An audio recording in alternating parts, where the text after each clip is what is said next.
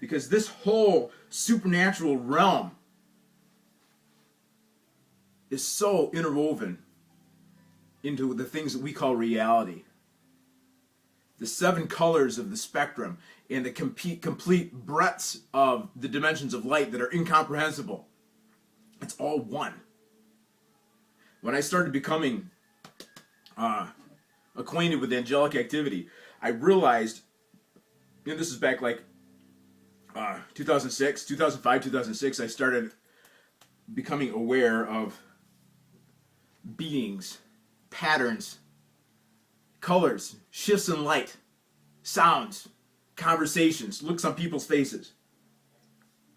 A culmination of every aspect and every dimension, everything that I called my life and my reality in the dimension that I was perceived looking in. And I was like, there is something here. I'm tapping into this. Because everything in our reality is woven in. God has joined it all. And these angelic presences are all part of your inheritance. We've come to Mount Zion, the church of the firstborn, the spirits of just men made perfect, and to the innumerable company of angels. It's part of your inheritance. They're here.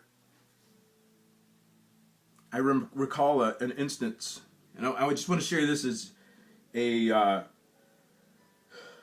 token of a testimony, because I encountered an angel called Testimony, a particular one assigned to me, and I was at my gym a few years ago, and I remembered walking into, it's the 3rd level, I had to go upstairs to the 3rd level, and I walked out on the 3rd level, and I was like, what is here?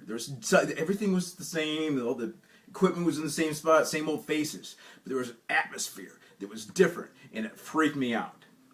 And the Apostle John gave us instruction that when you encounter spirits, it's not that if you encounter spirits, you're going to, it's par for the course. When you encounter spirits, test them to see whether they be of God or not.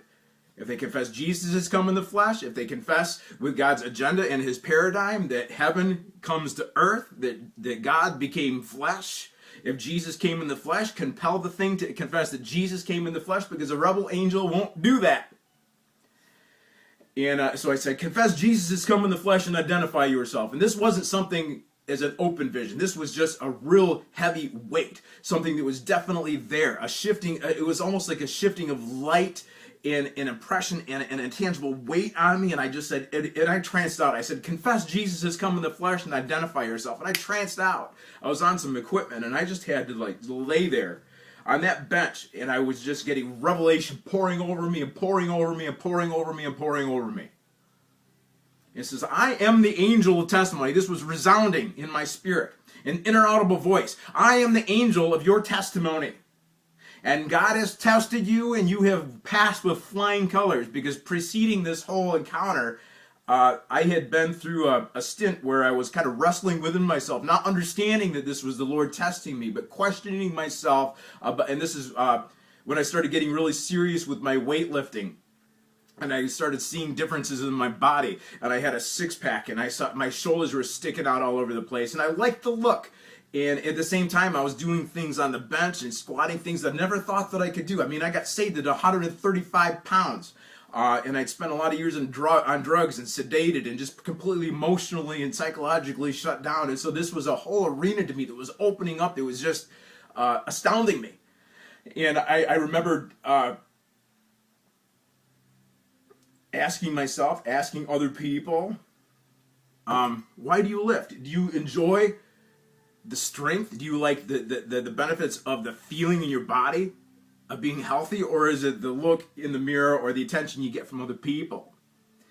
And so, and I was asking this and talking to different people and getting different people's opinions, not knowing where I actually, what my own motivation was. And my motivation ended up being, and this is my answer after all this.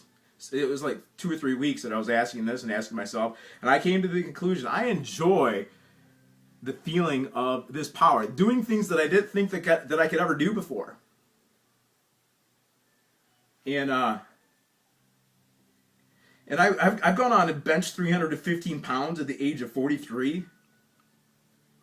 My 43rd birthday, I benched 315 pounds 5 times. Supernatural. Squatting 335 pounds. I mean, there's just unreal things that I have believed for. And I'm believing for more because God leads us from strength to strength, from glory to glory. And from grace upon grace, He's given us all the fullness of Christ we have received. So that through Him we can do all things. We can do all things through Christ who strengthens us. And I didn't realize that these questionings were from Him. And I desired, and my conclusion was that I liked the feeling in my body of doing things that I never knew that I could do before because it requires faith. Because the members of our body are instruments of righteousness. So,